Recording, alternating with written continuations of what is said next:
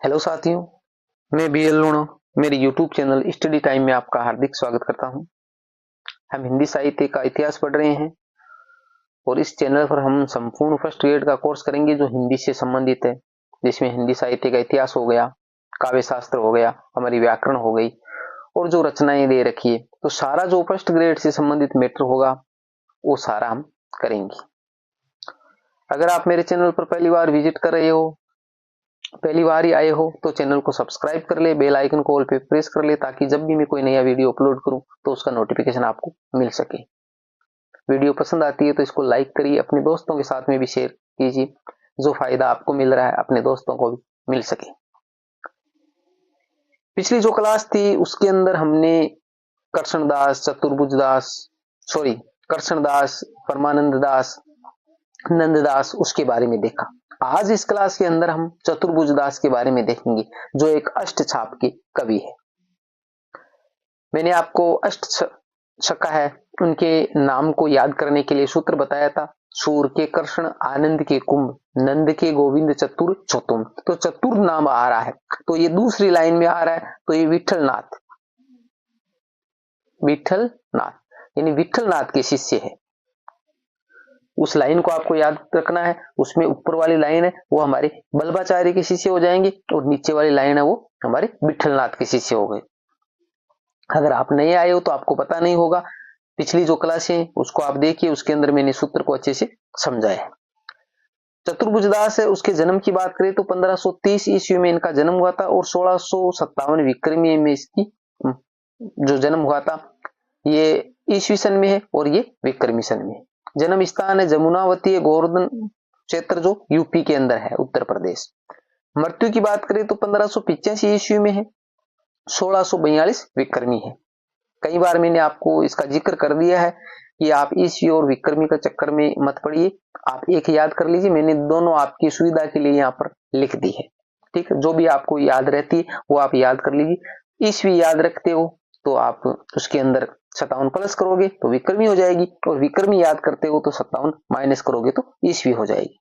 एक याद रखनी है, परंतु एग्जाम में आपको ध्यान रखना है कि वहां पर ईस्वी पूछा या विक्रमी पूछा, उसके हिसाब से आप, अब आपको जैसे मान लिया वहां पर 1530 ईस्वी ना लिखकर विक्रमी लिखा हुआ और आपको 1530 तो याद है, वो ईस्वी विक्रमी का चक्कर भूल जाते हो, तो वो क्वेश्चन आपका गलत हो जाता है।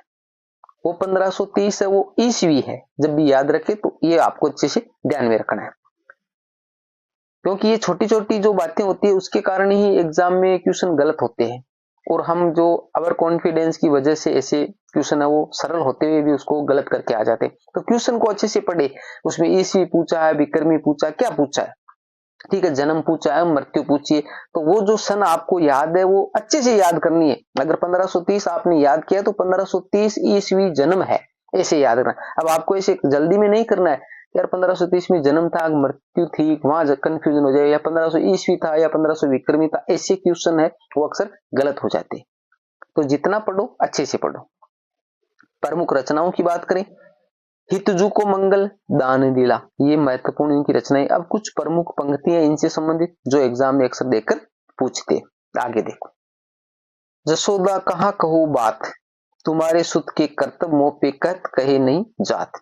यानी ये कोई उल्हाना, जिसको हम ओलमा बोलते हैं मारवाड़ी में, तो ये कोई जैसे गोपी है वो ओलमा दे रही है जसोदा को। कहाँ कहूं मैं बात, यानी क्या कहूं बात, कहने में नहीं आ रही है। तुम्हारे सुत यानी पुत्र,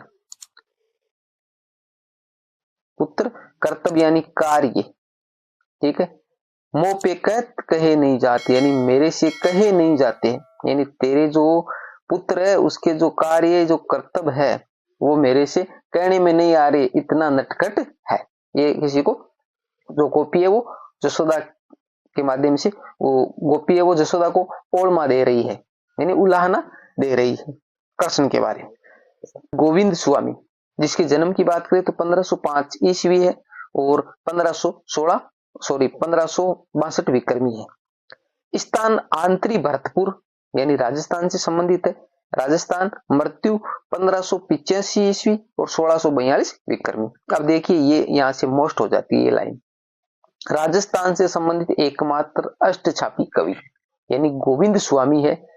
और जो सारे हैं वो अलग अलग है, कोई उत्तर प्रदेश है, कोई गुजरात से, कहीं से भी है, पर हमारे जो गोविंद स्वामी है वो राजस्थान से संबंधित है। तो एकमात्र आपसे क्वेश्चन पूछा जा सकता है कि अष्टछाप का वो कौन सा कवि है जिसका संबंध राजस्थान से, तो वो हमारे गोविंद स्वामी है। सिर्फ ये एक ही है, 8 कवियों में एक ही कवि है जो हमारे राजस्थान से संबंध रखते हैं। ज्यादा इनका लंबा चौड़ा वर्णन है नहीं, 2 4 5 लाइनें होती है, अच्छे से याद हो जाती है, आप अच्छे से याद करो, ठीक है। फालतू का कचरा यहाँ पर लंबा चौड़ा वर्णन करके कोई फायदा नहीं है, थोड़ा थोड़ा पढ़ना है। शीत स्वामी, जन्म 1515 ईस्वी, 1572 विक्रमी, मृत्यु 1585 ईस्वी और 1642 विक्रमी। अब देखो, पता नहीं ये संयोगवश है क्या है, ये जो मृत्यु डेट की बात करें तो जो ये अष्ट छक्का है, इनकी मृत्यु करीब करीब की 1585 और 1583 यही है, ठीक है, लगभग। तो मेरे को तो ऐसा लगता है कि लगभग ये जो अष्ट छक्का थे, तो हम देखते हैं कि जैसे मान लिया एक क्लास में जो लड़के होते हैं तो लगभग उनकी उम्र 1 2 साल का ही फर्क होता है। जैसे बात 10वीं क्लास में पढ़ने वाले होते हैं तो 10वीं क्लास में पढ़ने वाले लगभग 14 15 साल के 16 साल के लड़के होते हैं, तो उनकी 1 2 साल ही फर्क रहता है। तो ये अष्ट साहब के जो सारे कवि थे ये लगभग सेम उम्र के ही थे, 19 20 का इनमें फर्क था, इसलिए मृत्यु ही लगभग इनकी किसी की 1585 है, किसी की 1583 है। अब ये संयोगवश है या ऐसे ही डाटा लिखा हुआ है, परंतु लगभग यही इनकी है, ठीक है। अब जो छीत स्वामी ये छीतू चौबे के नाम से प्रसिद्ध थे, ये क्वेश्चन भी पूछा गया है। यानी छीत स्वामी का जो वास्तविक नाम है वो छीतू चौबे है, यानी छीतू चौबे के नाम से ये प्रसिद्ध थे। इनकी भी प्रमुख पंक्तियां देखिए, हे विदना तो सो अंचरा पसारी मांगो, जन्म जन्म दीजो याही ब्रज बसी हो। यानी ये भगवान से कह रही है कि हे भगवान, मेरे को जब भी कोई जन्म मिले तो हर जन्म के अंदर मेरे को ये ब्रज प्रदेश यही मिलना चाहिए, मैं ब्रज प्रदेश के अंदर ही बसूं। भार भये नवकुंज सदन पे आवत लाल गोवर्धन धारी। ये जो 2 पंक्तियां जो इनसे संबंधित है और महत्वपूर्ण है। अगर आपको इनका अर्थ याद नहीं होता तो कोई दिक्कत वाली बात नहीं, लाइन देखकर पूछते हैं, अर्थ इनका पूछते नहीं है, आप सिर्फ इनकी लाइन याद रख लीजिए। और लाइन को याद करने का मैंने तरीका भी आपको बता दिया है कि आप इनमें से एक शब्द को पकड़ लीजिए, एक शब्द जो भी आपको अच्छा लगे। जैसे मान लिया अब ये से अंचरा पसारी, अंचरा पसारी छीत स्वामी, अंचरा पसारी छीत स्वामी, इस प्रकार करके आप एक लाइन कोई भी शब्द है उनमें से लाइन में उठा लीजिए, जो भी आपको, हे विदना छीत स्वामी, जो भी आपको मैंने जिस प्रकार याद किया उस प्रकार मैं बता रहा हूं। आपको अच्छा लगे तो आप ये तरीका अपना लीजिए, वरना अपने तरीके से जैसे आपको याद होता है उस प्रकार आप कर लीजिए। सभी की अलग अलग थ्योरी होती है, किसी को लिख कर याद होता है, किसी को मौखिक में याद होता है, कोई 2 घंटे पढ़कर याद कर लेता है, कोई 10 घंटे पढ़ता है, तो सब अलग अलग है, सब अलग अलग है। तो आप अपने हिसाब से याद कर सकते हो, ठीक है, आप पे निर्भर करता है कि आप कैसे याद करते हो।